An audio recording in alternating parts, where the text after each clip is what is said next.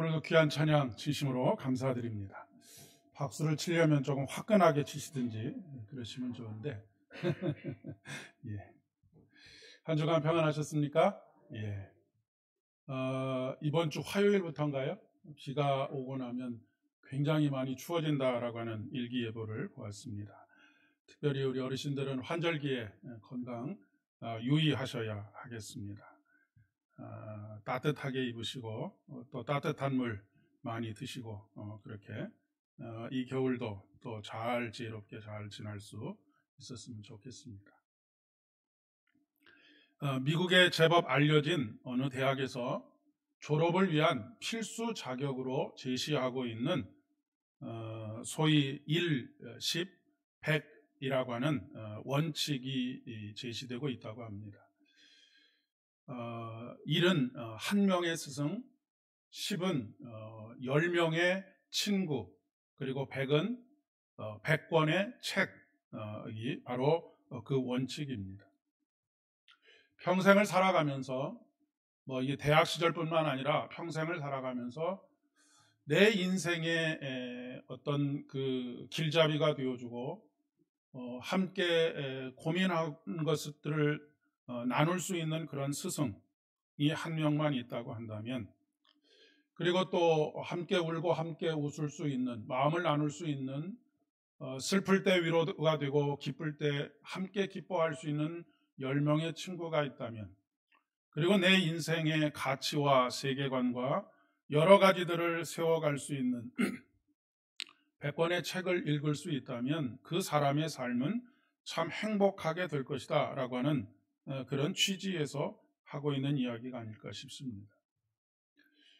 미국에 있는 시카고 대학에서는 100권의 고전을 졸업하기 전까지 달달 외울 정도로 그렇게 고전, 그러니까 오래된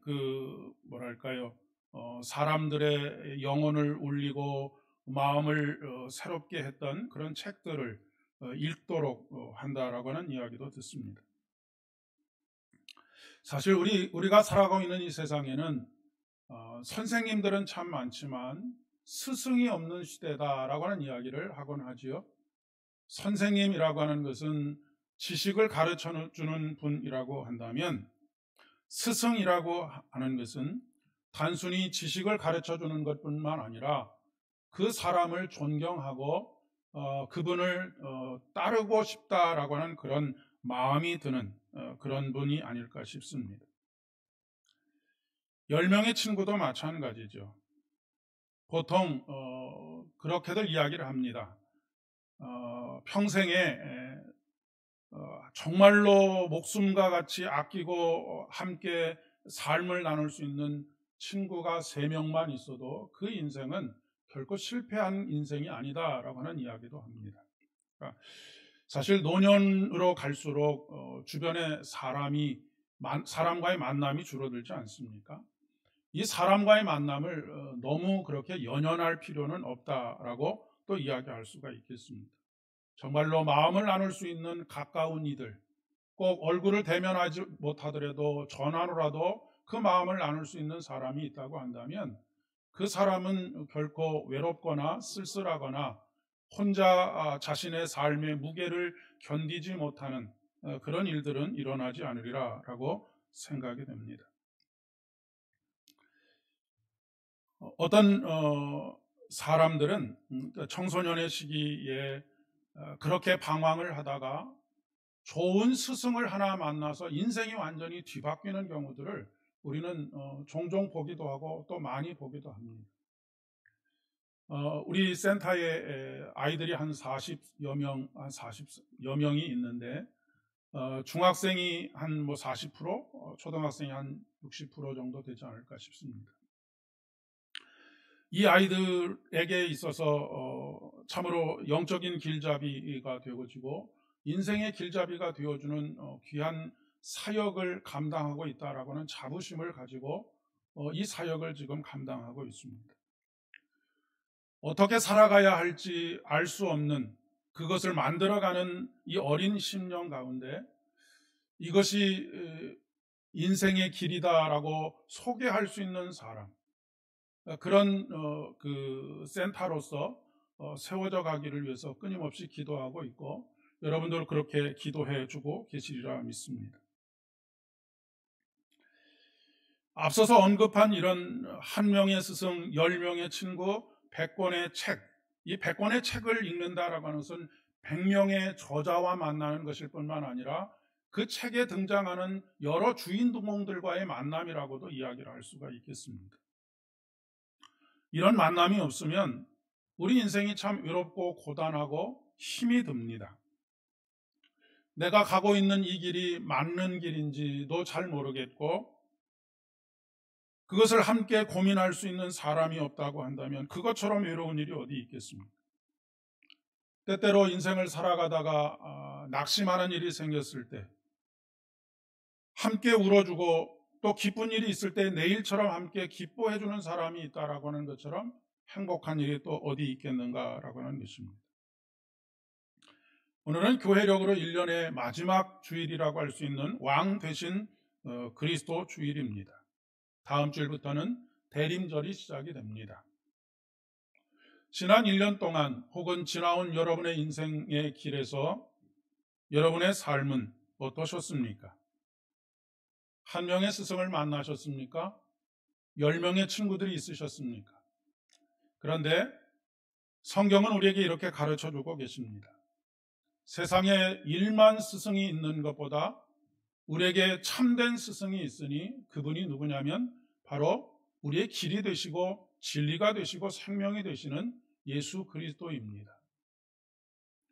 1만 스승을 만난다라고 하면 그 사람만큼 참 삶의 풍요로움이 인생의 풍요로움이 있을까라고 생각하는데 1만 스승을 만나는 것보다 훨씬 더 고귀한 만남이 바로 예수 그리스도의 만남이라고 하는 것입니다.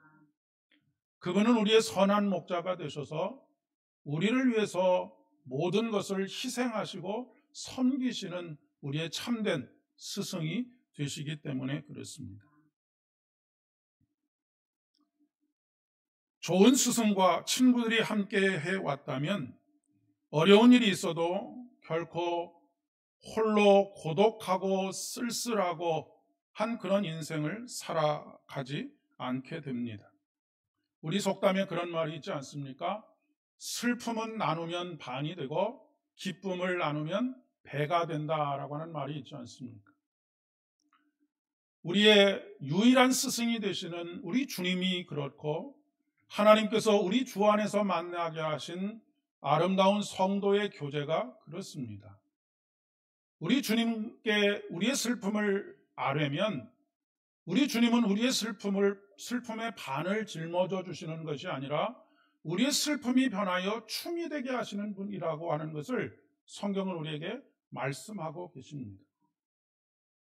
사람과 나누는 슬픔은 그것이 반을 나눌 수는 있을지 몰라도 온전한 기쁨으로 나아갈 수 없도록 하는데 우리 주님과 함께 그 짐을 짊어지게 되면 우리의 슬픔이 변하여 춤이 되게 하고 또한 우리의 베옷을 벗기고 기쁨으로 띠띠우시는 분이 우리 하나님이십니다. 그렇기 때문에 예수님께서는 우리와의 만남을 원하시고 우리 주님과의 만남으로 초대하시죠. 나는 마음이 온유하고 겸손하니 내게 와서 배우라. 나의 멍에를 메고 내게 배우라 라고 말씀하십니다. 그러면 너희 마음이 쉼을 얻으리니 이는 내 멍에는 쉽고 내 짐은 가벼움이니라 라고 말씀하고 계시지. 인생의 짐을 가볍게 짊어질 수 있는 비결이 어디 있느냐면 우리 주님과 함께 짐을 짊어지는 것입니다. 우리의 슬픔과 눈물과 고단함을 가볍게 덜어낼 수 있는 방법은 바로 우리 주님과 만나는 것이다. 우리 주님을 우리의 영적인 스승으로 삼는 것이다 라고 이야기할 수 있다고 하는 것이죠. 군대에 가면 군대에서 행군을 합니다. 20km가 넘는 군장을 꾸리고 행군을 하는데 행군을 하면서 오랫동안 행군을 하다 보면 지쳐서 주저앉고 싶을 때 누군가 동료가 그 군장을 뒤에서 살짝만 이렇게 들어줘도 그 군장이 굉장히 가볍게 느껴지는 것이 우리의 인생인데, 우리 하나님께서는 모든 짐을 다 나에게 맡겨라 라고 말씀하십니다.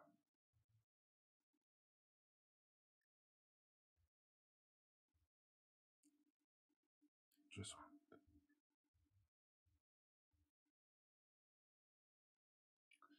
앞서 이번 주일이 왕 되신 그리스도 주일이다라고 하는 말씀을 드렸습니다. 왕이라고 하면 우리는 뭔가 권위적이고 위협적이고 가까이 할 수 없는 어떤 존재로 느껴지기가 참 쉽습니다. 그래서 저는 왕이라고 하는 그런 표현보다는 선한 목자가 되신 우리 주님이라고 하는 상징이 우리에게 훨씬 더 현실적으로 느껴지지 않을까 싶습니다.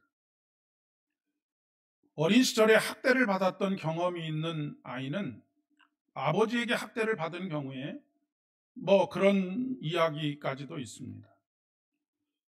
교회에 가서 신앙생활을 하면서 하나님을 아버지라고 부르라고 한다면 나는 절대로 신앙을 갖지 않겠다라고 이야기하는 사람이 있다라고 하는 것이죠.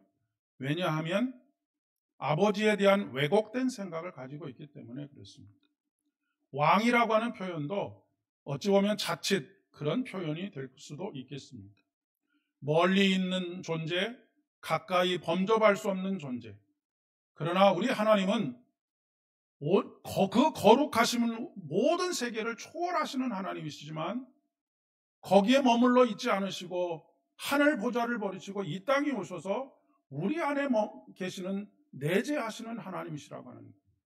가장 가깝게 계시고 우리 곁에 계시고 앞에 계시고 위에 계시고 우리 안에 계시는 하나님이라고 하는 거예요. 그렇기 때문에 신앙생활을 하면서 우리가 갈망해야 할 것은 그분이 내 안에 계시다라고 하는 것, 더 이상 가까이 할 수 없는 친밀함이 그분에게 있다라고 하는 것, 그것을 조금씩 깨달아가는 것이다라고 이야기를 할 수가 있겠습니다.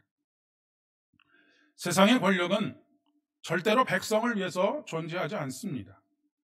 백성은 통치의 대상일 따름이지요.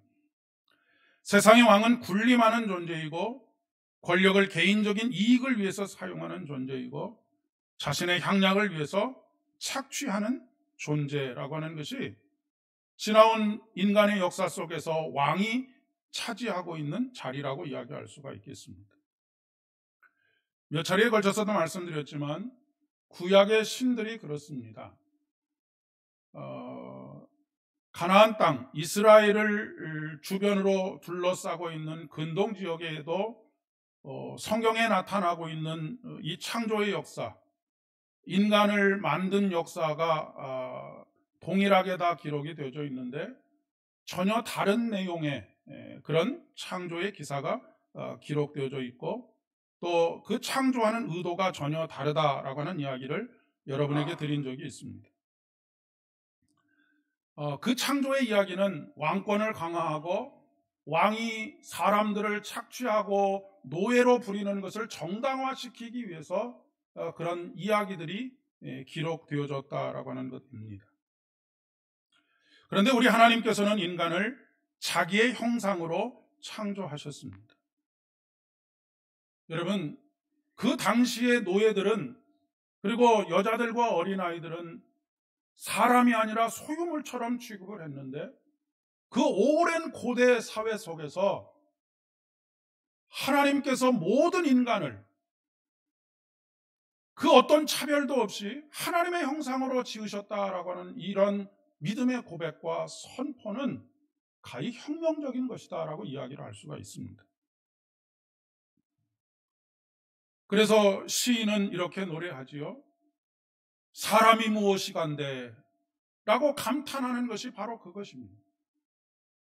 이제까지 노예와 착취의 대상으로만 생각했던 자기 자신을 하나님께서 어떻게 이렇게 대우하시는지, 하나님보다 조금 못하게 창조하셨다라고 하는 표현은 하나님 다음 천사보다 조금 못하다라고 할 때 이 천사는 하나님을 의미하는 것입니다. 이렇게 고귀하고 존귀한 존재로서 우리들을 대하시는 분이 바로 우리의 창조주이신 하나님이십니다.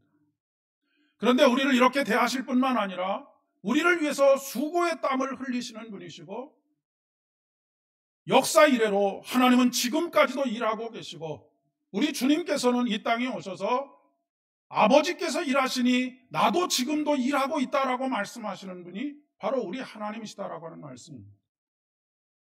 세상의 왕들은 우리들을 위해서 일하는 것이 아니라 우리들이 자신들을 위해서 일하도록 하지만, 우리 하나님께서는 우리들에게 쉼과 평안과 기쁨을 주시기 위해서 하나님께서 직접 땀 흘려 일하신다라고 하는 것입니다.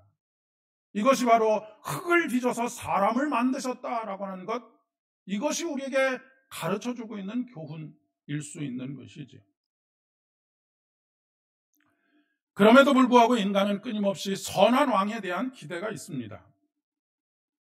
그러나 여러분, 앞서도 말씀드렸지만 세상의 그 어떤 왕도 백성의 삶을 먼저 생각하는 왕은 존재하지 않습니다.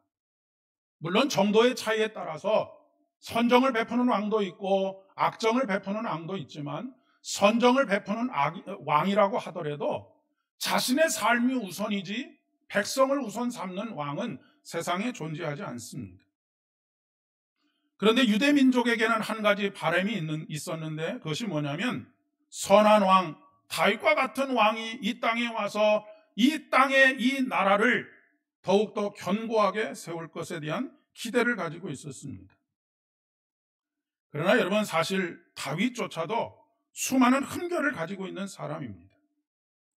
그도 인간일 따름인 것이지요.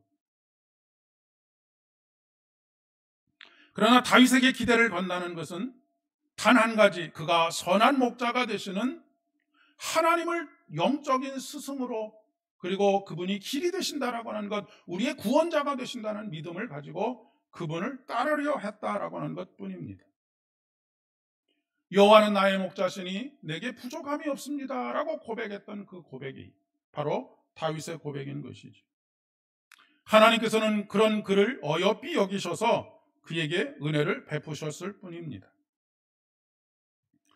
세상의 나라를 고치고 개선한다고 해서 그 나라가 하나님의 나라가 되는 것은 아닙니다. 물론 이 땅에 복지국가를 실현해 갈 수 있습니다. 그렇다고 해서 그 나라가 하나님의 나라가 되는 것은 아닙니다.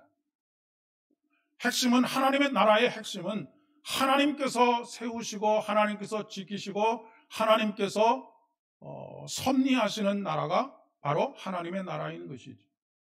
사람이 만들어가는 나라는 사람이 주인이 되는 나라이고 사람이 세우는 나라이지만, 그 나라는 인간의 역사를 통해서 보면 아무리 강대한 제국이라도 영원하지 않은 것이 바로 사람이 세운 나라입니다. 우리가 복지국가를 천국과 같다라고 표현하지만 천국과 같은 것이지 그것이 천국은 아니다라고 하는 사실입니다. 하나님의 나라는 사람의 손으로 만들 수 없기 때문에 그렇습니다. 이상적인 가정, 이상적인 교회 공동체, 이런 것도 사람이 만들 수 있는 것이 아닙니다.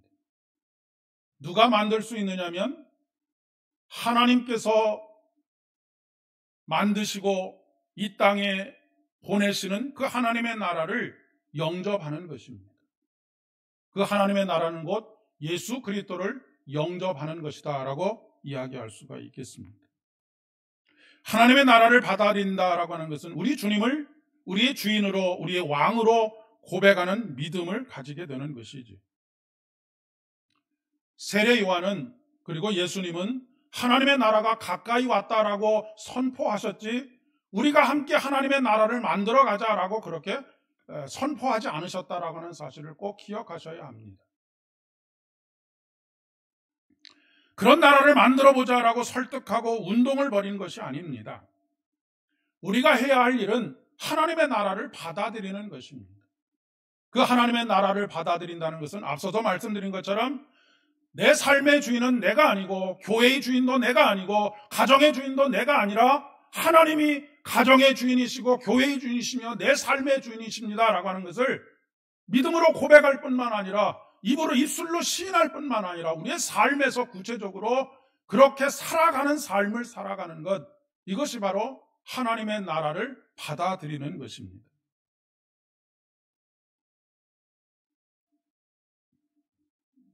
따르는 무리들이 예수님을 그들의 왕으로 삼고자 했지만 예수님께서 한사코 그들의 왕이 되기를 거절하신 이유가 바로 여기 있습니다.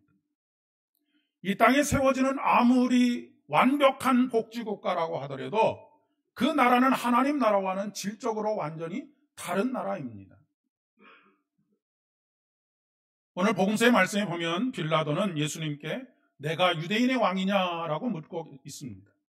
예수님께서는 단호하게 나는 유대인의 왕이 아니다라고 대답하고 계시죠.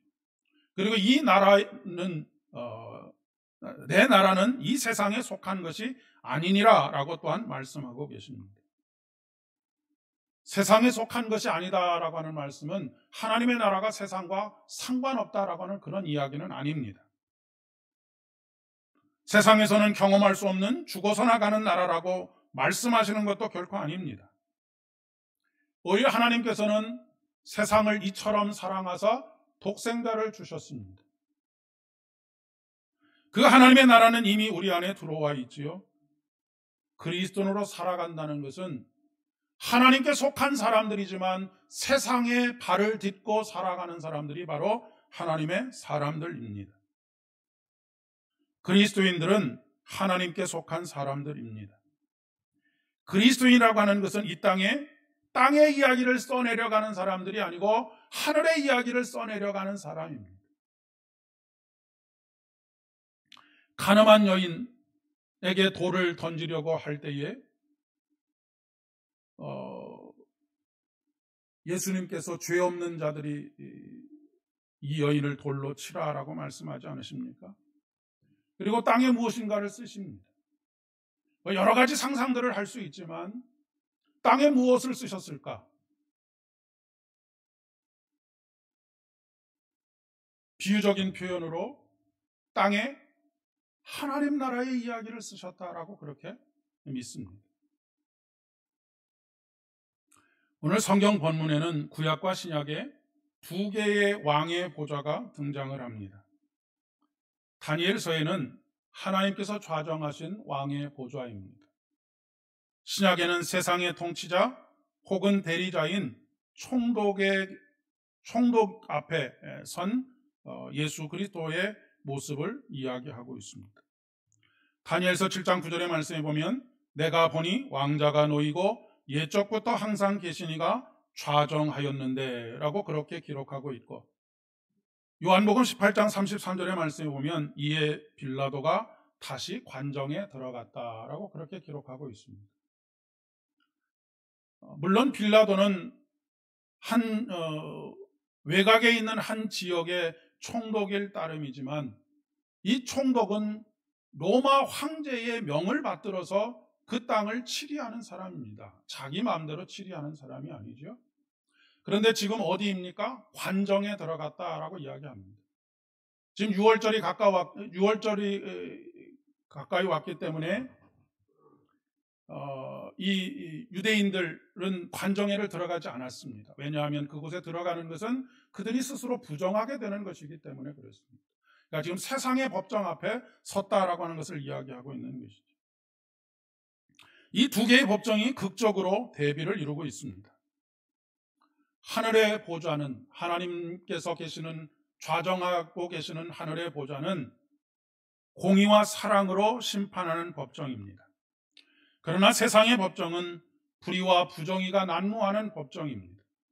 온갖 편법과 눈 감은 정의가 있는 곳이 바로 세상의 법정이지. 심지어는 불의가 공의를 핍박하는 법정이기도 합니다.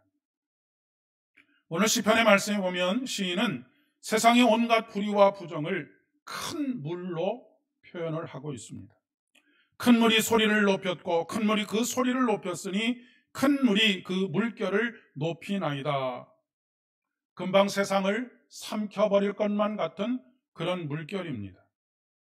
그러나 시인은 이어서 이렇게 찬양하고 있습니다. 높이 계신 여호와의 능력은 많은 물소리와 바다의 큰 파도보다 크니이다 라고 노래하고 있습니다. 여러분, 창조주 하나님은 물과 땅의 경계를 만드신 분이십니다. 물이 더 이상 땅을 침범하지 못하도록 그 경계를 그으신 분이 하나님이십니다. 아무리 큰 파도도 그 경계를 벗어나지 못하도록 되어 있습니다. 모든 것은 하나님의 능력 아래에 있습니다. 모든 것은 하나님의 통제 아래에 있습니다. 이 세상에 하나님의 통제에서 벗어난 것은 아무것도 없습니다.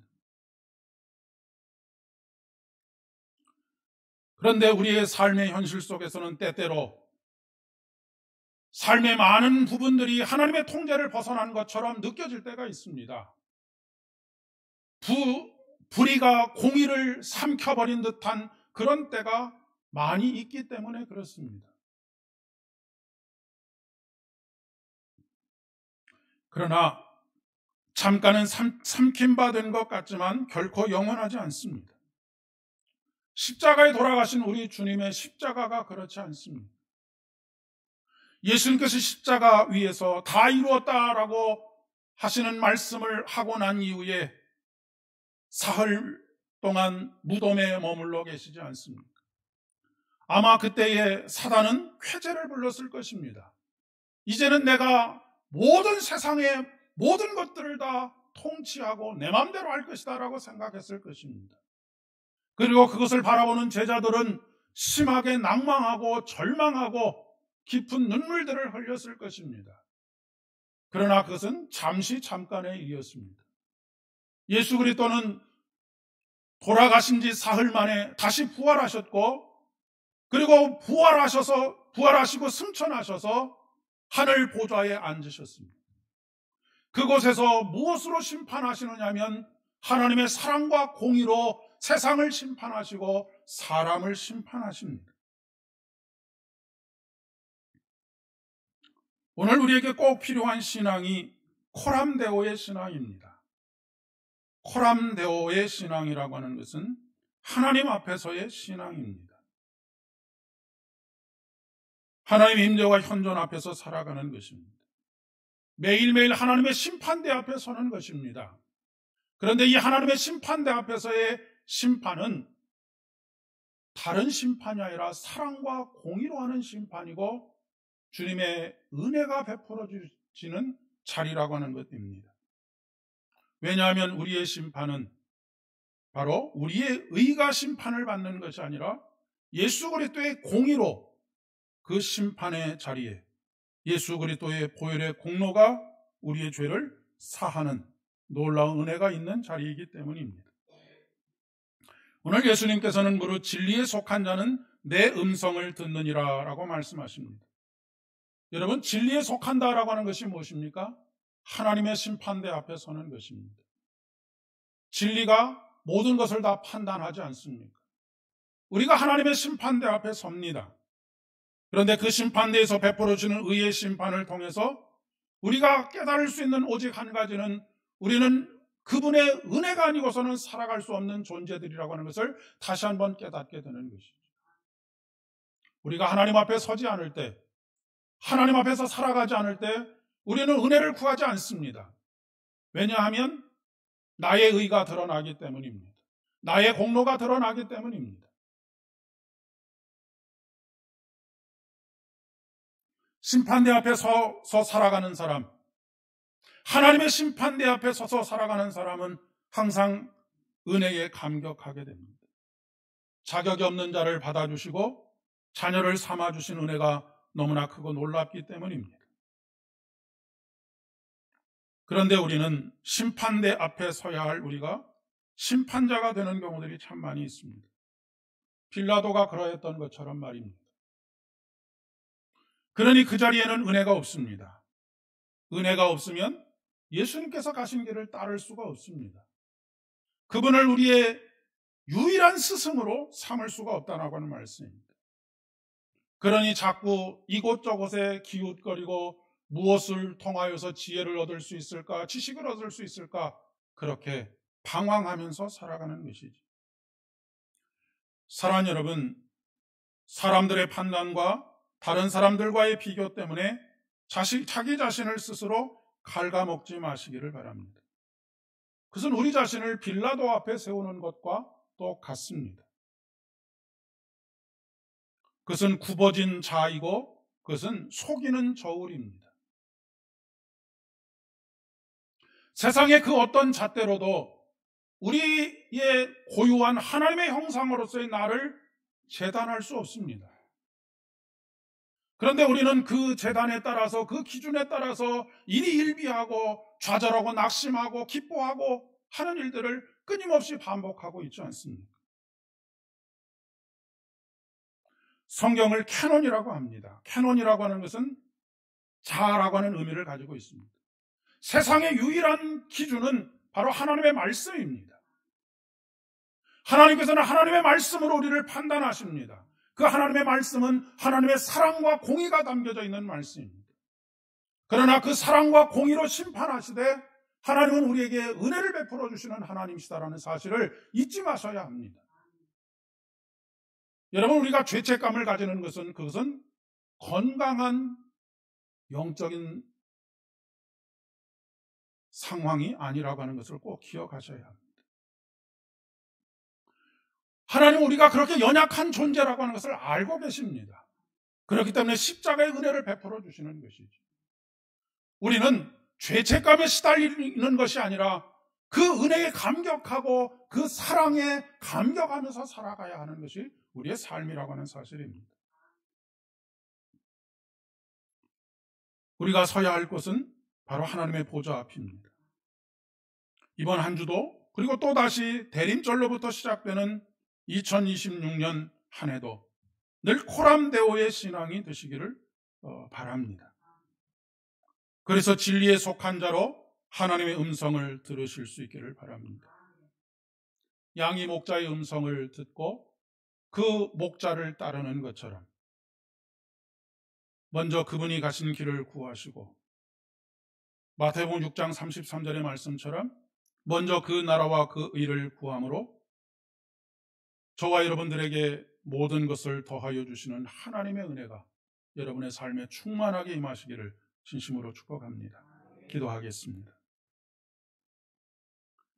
아버지 하나님, 길과 진리요 생명이 되시는 우리 주님을 깨닫지 못하고 그 나라를 받아들이지 못함으로 세상이 얼마나 많은 수고와 염려와 걱정과 근심과 눈물의 세월들을 보내왔는지 모릅니다. 이제 주님께서만 우리의 유일한 스승이 되시는 것을 깨닫고 주님께서 걸으신 그 길을 따르기를 소망합니다.